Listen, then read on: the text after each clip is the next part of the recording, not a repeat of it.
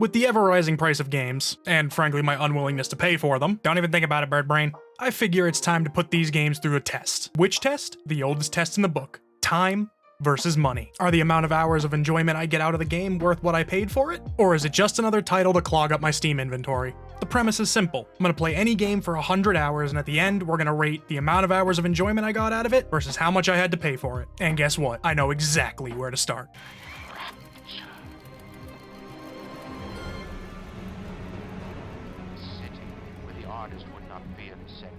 Where the scientist would not be bound by petty morality, where the great would not be constrained by the small. And with the sweat of your brow, rapture can become your city as well. Alright, I think it goes without saying, but let's get a few things out of the way. This entire review is going to be my subjective opinion. Am I an expert at this? No. Do I have any qualifications that makes me think that you should listen to me? No. Am I trying to discourage you from purchasing the game that you want to play? Absolutely not. At the end of the day, I'm just some bird brain moron who honestly just has some free time on his hands. So without further ado, 100 hours on the clock, let's see where this takes us. Okay, so about 20 minutes into the game and something has become abundantly clear. Number one, 100 hours is a lot more time than I thought it was. Should have thought about the 100 and immediately thought, it doesn't matter. Number two is, I don't have a plan, so I'm gonna quickly make one right now. To avoid having to remember them, and with the interest of them being fresh in my head, I'm thinking I'm just going to check in periodically and give my thoughts right then and there. I was originally thinking every 10 hours, but that seems like kinda overkill. So instead, what I'm gonna do is first check-in will be 10 hours or first completion, whatever comes first. Then after that, we'll have subsequent check-ins at 25, 50, 75, and 100 hours. Sound good? Yeah, sounds good. All right, we'll run with that. See you at first completion. Holy jumping Jesus Christ, this game was an absolute trip. All in all, first completion of the game took roughly 7 hours. Originally, I had intended to include a few more clips, but in the interest of not spoiling some major plot points of this story, let's jump on over to a fresh save. First things first, I do stand by what I said. The story of this game is phenomenal. And honestly, I must have missed part of it because I did not stop for every audio log. I kinda just ran through the first playthrough just as I normally would in any game I hadn't played. Not really stopping around to look for secret spaces, and unfortunately I did miss, I believe, 6 little sisters throughout the entire first playthrough. Don't judge me, I did not realize you could go back to previous areas to collect anything you missed. I figured that out way too late in the game. Another absolutely amazing aspect of this game is just the overall ambiance. Did I say that right? Ambiance. Whatever, it's not important.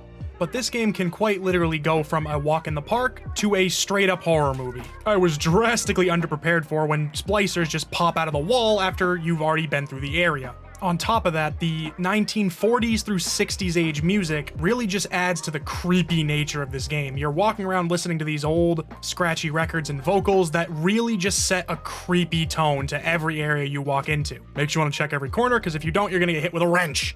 On top of that, also this is the remastered version. I feel like I probably should have mentioned that beforehand, but I'm mentioning it now, my bad.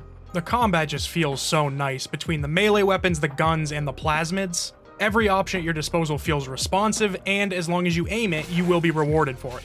Granted, aiming is something I'm currently struggling with, and that's why you run the wrench jockey. Other than that, I wouldn't say I'm in a hurry to put this game down. In fact, I'm very much looking forward to a second playthrough in a harder difficulty, as I did feel like I sped through the game on medium, so hopefully hard will give me a little bit more of a challenge. On top of that, there's a million other plasmids and tonics I really want to play with, and I would really like to collect all the audio logs and hear the full story of the people of Rapture, along with helping Atlas and taking down Andrew Ryan. But that's enough of that, only being 7 hours in. Also would like to add, I did think the game was a lot shorter, so 7 hours was a nice little surprise. We'll check back at 25 hours and see if any of my opinions change on the game. And we're back, coming up on 25 hours played. Alright, just off the rip, I just gotta state this for the beginning. Playing this game on Survivor really cranks the difficulty up. I mean, holy crap. The difference between hard and Survivor is abundantly apparent. Killing Big Daddies is legitimately a problem, and I always seem to be out of health and Eve. But other than that, I do have a few thoughts 25 hours in that I would like to share, so we're gonna jump back over to a New Game Plus file I'm working on, still looking for those audio logs to get that flipping historian achievement, because apparently I've missed 1 audio log on 4 playthroughs. It's fine, I'm getting mad for no reason. To be frank, I'm actually shocked at this point. I expected 25 hours in on a game that takes roughly 7 hours to beat, that the burnout would be reaching a pretty substantial point. But as it stands right now, I would say on a scale of 1 to 10, the burnout's at about a 1. There's still plenty for me to do. At this point, I've completed the game 3 separate times times, once on medium, once on hard, and once on easy while I went back to look for audio logs. And still, I'm finding more and more things that I didn't do, like unlocking all the padlocked doors or finding all the secrets. I guess secret is the wrong word, I more meant like the secret areas that are hidden throughout the levels. And honestly, that 1 out of 10 in Burnout is mainly due to one factor, and that's the cutscenes. I know that's a bit of a nitpick, but once you have the main story fresh in your mind, the inability to skip cutscenes gets old pretty quickly. Granted, there are different endings which do spice it up a little bit, but that's one cutscene out of about 15, and after a while you can just kind of start quoting them word for word. On top of that, I've just been informed that there are additional content pieces of this game that are like little challenge modes. I am trying to hold on to those as long as possible because I feel like there's not a lot to them, so I might as well hang on to them till I'm really kind of done running through the story of Rapture. But other than that, next on my list is to try to complete a survivor run, which is proving to be monumentally difficult, and a smattering of other achievements and to-dos. One of the big things that's on my list for the 5th playthrough after I finish Survivor is to do a wrench-only run because it seems like so much fun to just run around Rapture whacking people with a wrench. One thing I should add to a point that I made in the first 7 hours, it was a nice surprise in the beginning when you would walk through an area you had already explored to get jump scared by a random splicer that just pops out of nowhere. Unfortunately, there does seem to be a rhythm to it, so the game's pretty much lost any fear to it, which I'm not complaining. I really don't do well with horror games, but at the same time, since it was such a big portion of the early run, it is kind of sad to see that it's pretty much lost its luster in that regard. Other than that, at 25 plus hours, the game is still keeping me engaged. The setting is absolutely wonderful. I love Fort Frolic, Arcadia, and Hephaestus, just to name my favorites. But to conclude 25 hours, I'm genuinely shocked that the game is holding up and actually still remaining fun and still giving me things to do. So here's to the next 25. Hopefully it keeps up and I'll see you at 50 hours. It's as if I needed a reminder to never play a gacha game. God damn, dude, I wasted my whole entire wallet on this thing. Maybe just one more spin. Hey, just checking in here right before the 50-hour mark. So I seem to have run into a glitch during the Becoming a Big Daddy questline, where apparently I can't pick up the pheromones. Tried a few things to get around it, apparently I can't. I assume it's because you can't access your inventory, and since this is a new game plus that I've played through multiple times now, I probably have more than I need, but it's not registering that I have them, which is unfortunate. I'm gonna have to just restart from here. But goddamn, I'm playing on medium because I finally found all the audio logs, but oh my god, I could imagine the frustration if you were playing through on Survivor only to run into this, which completely prevents you from progressing the game, so just wanted to add that in there. Nearly crossed the line at 50 hours, and to be honest, in the last about 4 to 5 hours, honestly this last playthrough, as it's my second wrench and plasmid only run through this area, and we're back in Fort Frolic again. Can't lie, I'm getting a little sick of this area. Seems like it's about time, but Burnout has hit about a 6 out of 10. Might need to take a quick break after this, as literally my life has become eat, sleep, work, Bioshock, repeat, but for now let's get into our thoughts of the 50 hours. Honestly, I think I'm going to keep this rather brief, as I don't think I have anything overly surprising to say here, and I would like to keep a lot of my final thoughts for the end of the video when we do the scoring. But just to sum up the past 25 hours, the story has become a complete afterthought. After completing Historian, the photography, and playing the story through this many times, I'm at a point where I'm not really paying attention to the story anymore. Nothing new is happening. I've played it through enough times to know exactly what's going to happen, and at this point I'm just working on shooting and working my way through the game over and over again. I had a stint for a while there where I was just playing on easy, seeing how quickly I could actually beat the game. Turns out if you really are boogieing through the game, it takes a little under 4 hours. Most of the time I think I averaged a little over 4, just kind of running through, shooting all the enemies, getting all the little sisters, and doing all the basic stuff to run through the story. And if you play through a New Game Plus, it's even faster.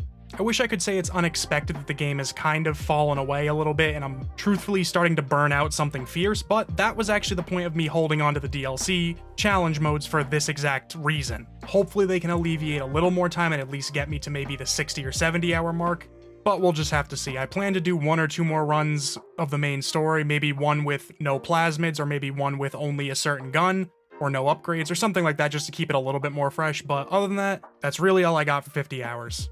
Honestly, with all that being said though, at least this never gets old.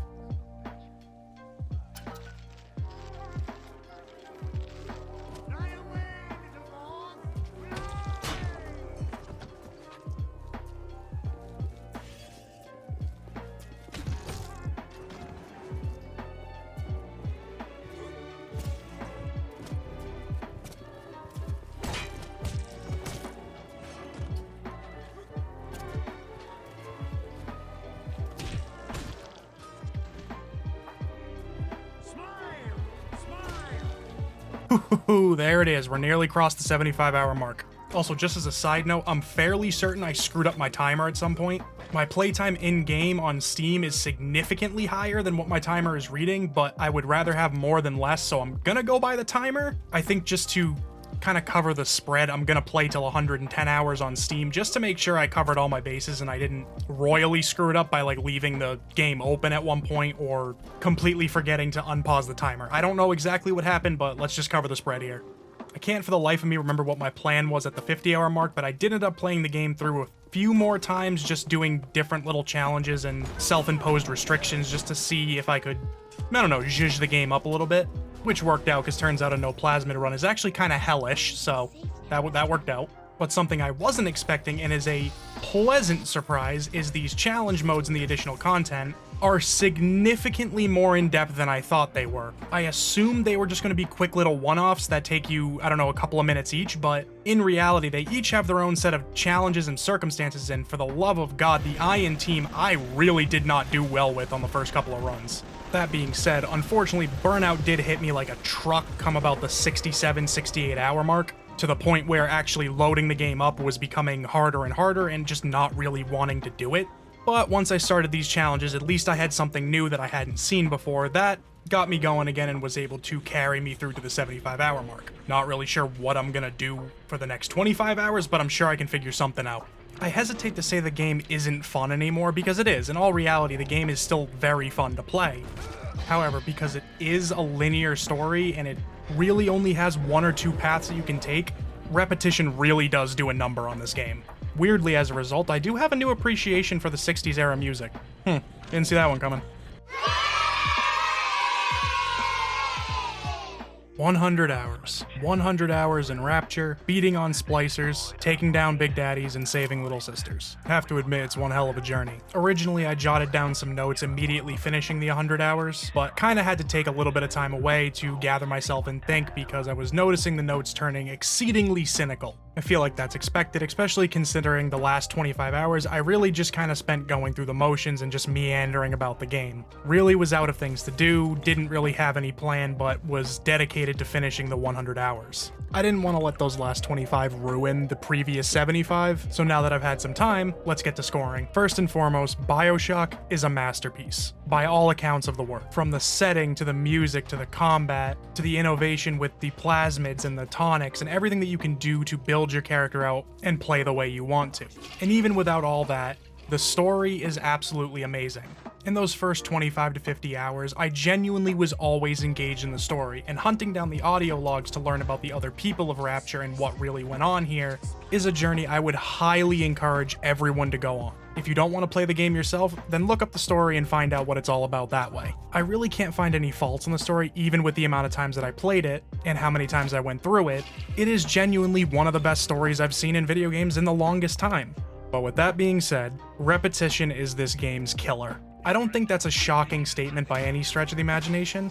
I don't for the life of me believe Bioshock was meant to be a game that you play over and over and over for hundreds of hours on end.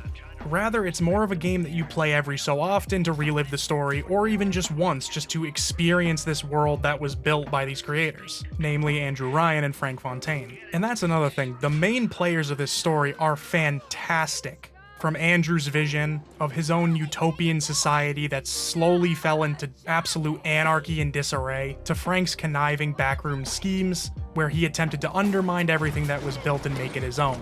And even smaller players like Atlas and Tannenbaum, or the absolute psycho Suchong, added such small-seeming innovations that turned into what Rapture truly became at the end. I don't know, I can't sing the praises of this story any more than I have. But again, it's not a game meant to be played for hundreds of hours on end. So with all that in mind, and everything else considered, I landed on a score of 54 out of 100, mainly due to a few individual notes that around the 50 to 55 hour mark I was really starting to feel the burnout and just kind of not paying attention to the story anymore. Again, this is personal, but at 54 hours I feel like I've gotten everything I can out of the game. And for those 54 hours, I spent $19.99 to purchase Bioshock Remastered. Taking the total price and dividing by the amount of hours that I feel is fair, that leaves us with a total price of 37 cents per hour of playtime. In all honesty, I would pay that Monday through Sunday, 52 weeks a year. I don't really think you can get a better deal than that in this day and age, especially with the state of video games and the prices that they're seemingly shoving down our throat lately. And if you're still skeptical, or perhaps aren't willing to pay the $20 to experience this game, fear not, as this game has been seen on sale on Steam for as low as $3.99. If you can pick it up for that price, I would highly recommend it.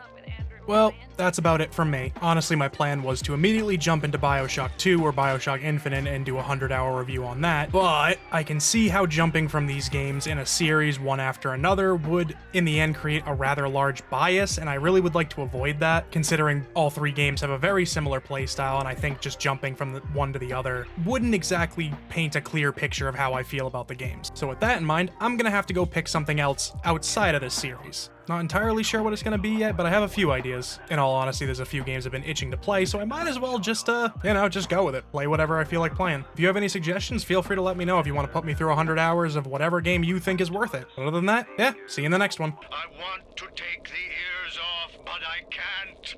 It's my curse. It's my fucking curse. I want to